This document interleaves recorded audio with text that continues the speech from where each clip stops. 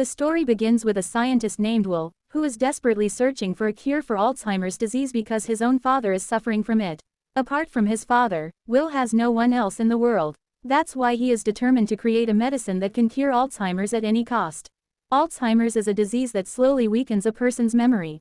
Over time, patients even begin to forget their own loved ones. Will cannot bear the thought of watching his father slowly drift away from him. After working day and night, Will finally succeeds in developing a new drug. However, testing it directly on a human would be extremely risky, so the medicine is first tested on a female chimpanzee. The results shock everyone. The drug makes the female chimpanzee incredibly intelligent. Encouraged by this success, Will decides that the medicine should eventually be tested on humans. He first presents his findings to his senior, and soon a board meeting is arranged where he gives a presentation about the new drug. The board members are amazed and delighted because the test results are highly positive. Meanwhile, the female chimpanzee that received the drug is shown in another room. A worker arrives to move her to a different enclosure. But today, her behavior is different. She refuses to be transferred and does not want to leave the place. The chimpanzee suddenly becomes extremely angry. She grabs the worker's arm and breaks free, then starts smashing everything around her. Completely out of control, she storms into the conference room where the board members are meeting. Even Will is unable to calm her down because she is consumed with rage. With no other option, security shoots her, and she dies on the spot. After the incident, the board members conclude that Will's drug made the chimpanzee aggressive. Along with her death, they believe Will's entire research project has failed. They order all the chimpanzees in the lab that received the drug to be euthanized. Will desperately tries to convince his boss that there is nothing wrong with the medicine, but his boss refuses to listen. He argues that if the drug were safe, the chimpanzee would never have become so violent. 5 years of Will's hard work seem to have gone to waste. As Will walks back into the lab, the caretaker quietly approaches him with an important truth. He explains that the chimpanzee did not become aggressive because of the drug. She had just given birth to a baby, and her maternal instincts made her protective and furious when people tried to move her. Suddenly, Will understands everything. The caretaker also tells Will that although the other chimpanzees were killed on the boss's orders, he couldn't bring himself to kill the newborn baby. Without telling anyone, Will secretly takes the baby chimp home. At home, the baby chimp grows up alongside Will's father. Although still very young, his intelligence is extraordinary, almost human. He quickly becomes smarter than Will's father. He learns to read, plays games, and performs many tasks just like a human. The only thing he cannot do is speak, but he understands human conversations perfectly. Meanwhile, Will's father's Alzheimer's disease continues to worsen. His condition becomes so severe that even his nurse refuses to continue caring for him at home. She tells Will that his father now needs to be admitted to a hospital because home care is no longer enough. Heartbroken by his father's condition, Will secretly takes the experimental Alzheimer's drug from the laboratory the next day. This version of the drug was specially developed for treating Alzheimer's. Knowing that his father has almost no hope left, Will decides to take the biggest risk of his life. He injects his father with the medicine, making him the first human ever to receive the experimental treatment. That night, Will cannot sleep. He fears something terrible might happen to his father. But the next morning, he finds his father happily playing the piano. His memory has returned, and he appears completely healthy again.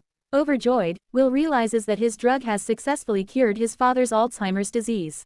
The story then shifts to Caesar, who watches children riding bicycles through the window. He wishes he could play like them. Curious, he wanders into a neighbor's house. Unfortunately, the owner is a rude and short-tempered man. As soon as he sees Caesar, he grabs a baseball bat and tries to attack him. Before the man can seriously hurt Caesar, Will and his father rush in and save him. Will explains that Caesar only wanted to play and is not dangerous. However, the neighbor warns that the ape could harm children and threatens to kill him if he ever comes onto his property again. Caesar injures his leg during the incident, so Will takes him to a veterinarian named Carolyn. While treating him, Carolyn is amazed by how intelligent Caesar is. She notices that he communicates with Will using gestures and signs, almost like a human. Before long, Will and Dr. Carolyn become close friends, and eventually they fall in love. Carolyn grows very fond of Caesar and starts visiting Will's house regularly. She notices that Caesar spends all his time indoors and only looks outside through the window. She suggests that Caesar should be allowed to experience the outside world. Will likes the idea, and the next day he and Carolyn take Caesar to a beautiful forest called Redwood. For Caesar, the forest feels like paradise. He instantly falls in love with the place. 2 years pass. Will and Carolyn are now in a relationship, and Caesar has grown into a strong young chimpanzee. They continue visiting Redwood together. One day, while they are in the forest, another family arrives with a dog wearing a leash around its neck. The dog starts barking at Caesar. Surprisingly, Caesar isn't upset because of the barking. Instead, he notices the leash around the dog's neck, and realizes that he wears a collar too. Using sign language, Caesar asks Will, "Am I your pet?" Will gently replies, "No. You're not my pet, you're my son." But by now, Caesar has become intelligent enough to begin questioning who he truly is. Caesar has now grown much wiser. He wants to know who he really is and where he came from. So Will takes him outside the laboratory and explains everything. He tells Caesar that his mother was kept there and that the experimental drug they tested on her is the reason he is so intelligent today. After hearing the truth, Caesar finally learns about his origins. When they return home, Will notices that his father's Alzheimer's disease has returned. His father begins eating with the wrong hand and shows the same symptoms as before. Will realizes that the medicine has stopped working, which deeply worries him. One day, while Will is at work, his father decides to drive a car. Because of his Alzheimer's, he has forgotten how to drive properly. He loses control of the vehicle and crashes into the neighbor's car. The neighbor, the same man who attacked Caesar years earlier, comes outside in anger. He drags Will's father out of the car by his collar and starts beating him. From inside the house, Caesar sees the attack. Unable to control his emotions, he rushes outside and attacks the neighbor. In his rage, Caesar bites off one of the man's fingers. The neighbor files a lawsuit against Caesar. The court rules that Caesar can no longer stay in Will's home. An animal control team arrives and takes him to a primate sanctuary where many other chimpanzees are kept. At first, Caesar thinks he has simply come to visit the place. He is excited to see the activity area. But he soon realizes that he is actually a prisoner there. As Will leaves, Caesar runs to the glass barrier and desperately signs, asking Will to take him home. Heartbroken, Will tells him that he has no choice and that Caesar must stay there until the court allows him to return. Will leaves, and Caesar is left devastated. Meanwhile, Will's father falls completely back into Alzheimer's. Determined not to give up, Will tells his boss that he wants to create an even stronger version of the drug. He admits that he secretly tested the first version on his father, who recovered completely for a while before the effects wore off. Believing a stronger formula could provide a permanent cure, Will receives permission to continue his research. Caesar is lonely and depressed. He keeps hoping Will come back for him. Missing his home, he draws a picture of the window from Will's house, the one through which he used to look outside every day. After working day and night, Will successfully develops a stronger version of the drug. The scientists prepare to test it on another chimpanzee.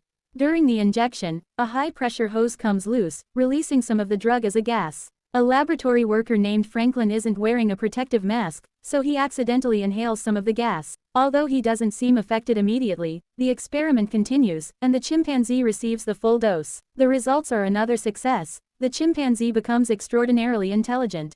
Later, Will and Caroline visit Caesar at the sanctuary. They find him locked inside a very small cage, and Caesar has injured his hand. Furious, Will warns the staff that if they ever mistreat Caesar again, he will make sure the facility is shut down. Caesar is overjoyed to see Will because he believes Will has come to take him home. But Will sadly explains that until the court gives permission, he cannot bring Caesar back. As Will leaves once again, Caesar is left heartbroken. The sanctuary staff treat him badly, and he is forced to eat poor quality food while living in miserable conditions. Back at home, Will discovers that his father's condition has become critical. He wants to give him another dose of the experimental drug, but his father gently refuses. He tells Will that his time has come. Soon afterward, Will's father passes away. The loss completely shatters Will. Now, Caesar is the only family he has left, and he truly considers him his son. Will takes a large amount of money to the sanctuary and offers it to the facility's manager, asking him to let Caesar go home with him. Tempted by the money, the manager agrees. Will goes to Caesar's cage and asks him to come home. But instead of leaving, Caesar quietly closes the cage door. Although Caesar still loves Will and is saddened by their separation, he no longer wants to live as anyone's pet. More importantly, he wants freedom not only for himself but for all the chimpanzees imprisoned there. With no other choice, Will leaves alone. That night, some friends of a worker at the sanctuary come to see the chimpanzees. When one of them walks near Caesar's cage, Caesar grabs him, pulls him close, and secretly steals a knife from his pocket. Later that night, Caesar uses the knife to unlock his cage. He quietly escapes through the roof and makes his way to Will's house. There, he finds the new experimental drug that Will has developed for Alzheimer's patients. Caesar takes the drug back to the sanctuary and releases it as a gas inside the chimpanzee's enclosure. All the chimpanzees inhale it, and soon they become as intelligent as Caesar. They gain the ability to think, reason, and communicate. This had been Caesar's plan from the beginning. If all the apes became intelligent, they could escape together. Meanwhile, Franklin, the lab worker who accidentally inhaled the drug earlier, dies. It becomes clear that the drug works only on apes, while it is deadly to humans. Now Caesar leads the other chimpanzees in an escape. Just then, one of the cruel workers who regularly tortured the apes arrives and tries to shock Caesar with an electric prod. Caesar grabs his hand and, for the first time in his life, speaks a single word. No. The worker is stunned. Caesar punches him to the ground and frees all the other chimpanzees. When the worker tries to attack again with the electric prod, Caesar turns on a high-pressure water hose. The worker is electrocuted and dies. Caesar then leads the apes to a nearby zoo, where they free all the captive gorillas, orangutans, and chimpanzees, adding them to their growing army. After that, they head to Will's laboratory and free every chimpanzee there as well. Now Caesar has built a powerful group of intelligent apes. Meanwhile, Will, missing Caesar deeply, calls the sanctuary, but no one answers. Worried, he rushes there with Caroline. They find the facility completely empty except for an injured worker. The worker tells Will that Caesar freed all the apes and even spoke for the first time. Will immediately realizes where Caesar is going. He knows Caesar is leading the apes to the redwood forest, the place he loved since childhood. As the apes march through the city, they reach the Golden Gate Bridge, where the police block their path. A massive battle breaks out between the police and the apes. Caesar doesn't want to kill humans. His only goal is to free his fellow apes and lead them safely to the redwood forest. The police attack from helicopters. Just as Caesar is about to be killed, a giant gorilla leaps onto a helicopter, causing it to crash. The gorilla sacrifices his life to save Caesar. During the battle, Koba, the chimpanzee who was repeatedly experimented on in the laboratory, kills one of the men firing from the helicopter. At another moment, a gorilla is about to kill a police officer, but Caesar stops him because he wants to defend the apes, not massacre humans. Eventually, the apes cross the bridge and reach Redwood Forest. A short time later, Will arrives and calls out to Caesar. Another ape is about to attack Will, but Caesar stops him. Will begs Caesar to come home, warning that the police will eventually kill all of them if they stay. Caesar hugs Will and softly says, "Caesar is home." Will understands that Caesar has finally found where he truly belongs. Holding back his emotions, he tells Caesar, "Okay, this is your life now. Live it." Will leaves Caesar behind, and the apes begin their new life in the forest. Meanwhile, Will's neighbor, whose finger Caesar had bitten, suddenly starts bleeding from his nose. Franklin, Will's colleague, had inhaled the gas during the experiment. Franklin had tried to warn Will after inhaling the experimental gas, but because Will wasn't home, Franklin visited Will's neighbor instead, the same neighbor whose finger Caesar had bitten off. Franklin suddenly starts coughing violently, and blood splashes onto the neighbor, infecting him with the virus. The neighbor is also an international airline pilot. This means the virus will spread across the world through international flights. And that's exactly what happens. The virus becomes a global pandemic that changes the entire world forever. The story continues in the 2014 sequel, set 10 years after the outbreak. Most of humanity has been wiped out by the virus, while the ape population has continued to grow. The intelligent apes now live freely throughout the redwood forest, and Caesar remains their respected leader. Humans are forbidden from entering the forest. Caesar now has a son named Blue Eyes. One day, Blue Eyes and his friend are exploring the forest when they encounter a human engineer searching for a hydroelectric dam that could restore electricity to the nearby city. Frightened by the sight of the young apes, the man panics and fires his gun, accidentally injuring Blue Eyes' friend. The gunshot attracts both the apes and the rest of the human team. The apes become furious and prepare to attack. Before violence erupts, the human leader, Malcolm, steps forward and calmly tells Caesar that they have not come to hurt anyone. They only want to repair the hydroelectric dam to restore power to the city. Caesar decides to give them one warning. He says, "Go, but do not come back." The humans leave peacefully. However, Koba, who still hates humans because of the cruel experiments performed on him, warns the other apes that humans have returned and will eventually betray them again. He insists that the apes must show their strength before it's too late. Gradually, even Caesar begins to take the threat seriously. The apes decide to march toward the human settlement, with Caesar leading them on horseback at the front. Together with all the apes, Caesar enters the human territory. The city that was once full of bright lights and life is now completely abandoned. Technology has collapsed, and civilization has nearly disappeared. Caesar leads his entire army into the city, where Malcolm once again comes face to face with him. Malcolm says, "We've already apologized to you. Caesar replies, "From today onward, if any human enters our territory again, we will kill them.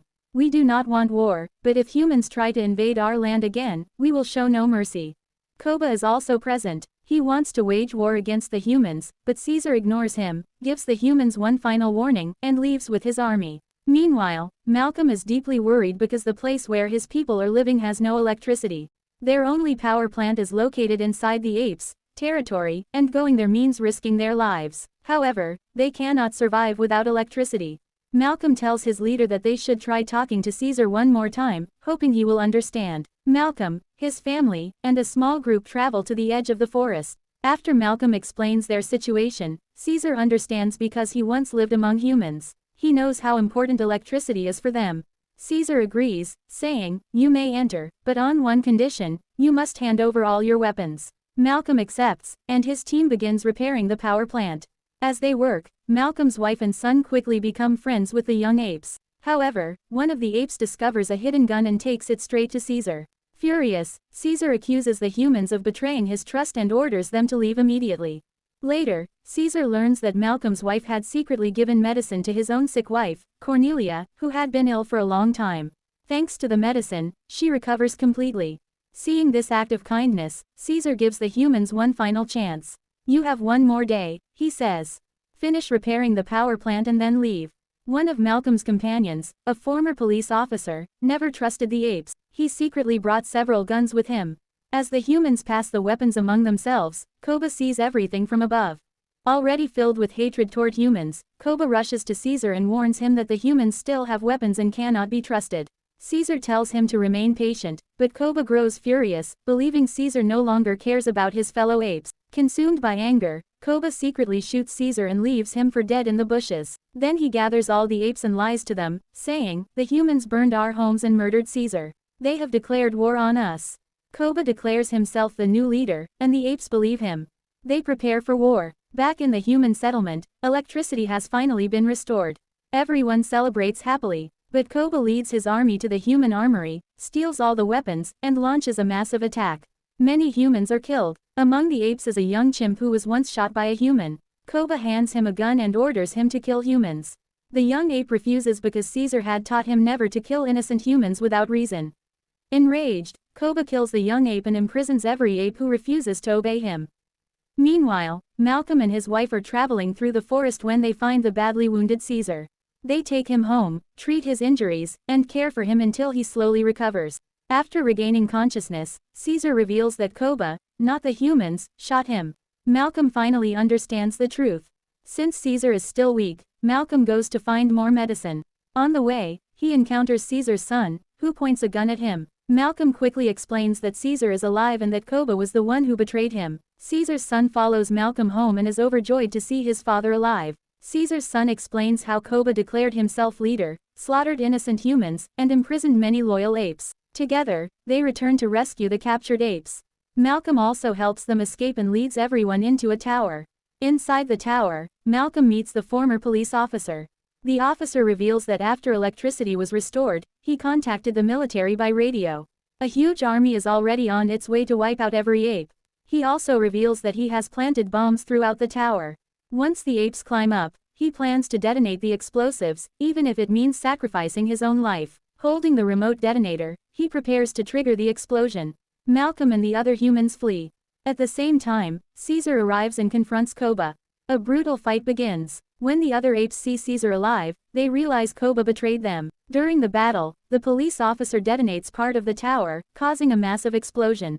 Many apes die, but Caesar, Koba, and several others survive.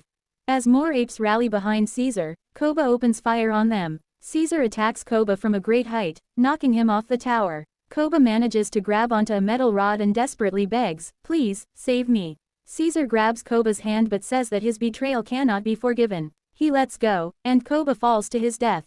In the end, Malcolm and Caesar meet one last time and shake hands as friends, much like Caesar and Will once were. Malcolm warns Caesar that the human army is coming soon and tells him to leave before another war begins. Caesar sadly replies, "The war between humans and apes can never truly be stopped." With those words, the story comes to an end.